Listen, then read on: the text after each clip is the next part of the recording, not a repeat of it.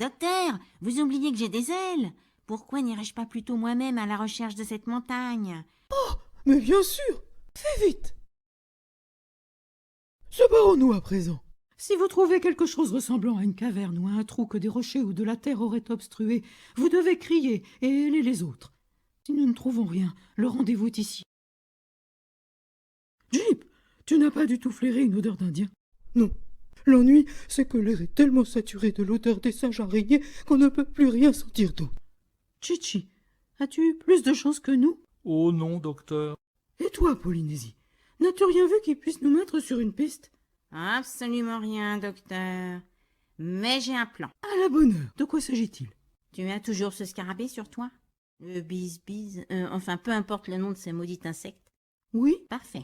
Si ce que nous supposons est vrai, c'est-à-dire que Longue Flèche est emmuré dans la montagne par la faute d'un éboulement, il a donc probablement trouvé ce scarabée dans la caverne.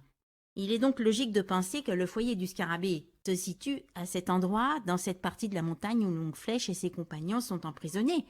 Par conséquent, la seule chose qu'il nous reste à faire est de libérer le scarabée et de l'observer. Et tôt ou tard, il retournera à son logis dans la caverne de Longue Flèche. Nous n'aurons plus qu'à le suivre. Mais si nous le libérons, il va peut-être se mettre à voler. Nous le perdrons alors de vue et nous ne serons pas plus avancés. Et laisse-le donc voler. Un perroquet est capable de voler aussi vite qu'un bis-bis, j'imagine. Magnifique! Mettons-le immédiatement à contribution et voyons ce qu'il va faire. Coccinelle, coccinelle, va jusqu'à chez toi. Ta maison est en feu et tes... Ça suffit. Home sweet home. Tu ne le crois peut-être pas assez intelligent pour rentrer chez lui sans que tu le lui dises. Eh, mais docteur, pourquoi ne pas lui attacher un message à la patte disant à Longue Flèche que nous faisons tout ce qui est en notre pouvoir pour le délivrer et qu'il ne doit pas désespérer? Très bonne idée! Et en un instant, il avait arraché une feuille morte d'un buisson avoisinant et la couvrait de petits dessins au crayon. Enfin, son nouveau courrier solidement fixé, Monsieur Jabizerie sauta du doigt du docteur et, à terre, se mit à regarder autour de lui.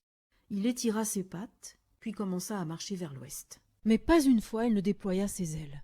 Et nous traînassions derrière lui, ne le quittant pas des yeux de crainte qu'il ne se cache sous une feuille ou une branche. Alors, que penses-tu maintenant du bon sens escarabée? Tu vois, il n'est même pas capable de retrouver le chemin de son logis. Ah, silence tantôt.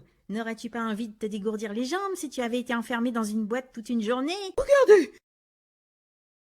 Eh bien, s'il se met à escalader la montagne et à la redescendre pour se dégourdir un peu plus les pattes... Ça y est, il a enfin pénétré dans le sol. Son trou est juste là, assez large pour y passer d'un doigt. Ce grand pont rocheux a probablement glissé depuis le sommet et bouché l'ouverture de la caverne. Je me demande quelle est son épaisseur. Le docteur ramassa une grosse pierre et la lança de toutes ses forces contre le bloc. Venant des entrailles de la montagne, retentirent 3 coups en réponse.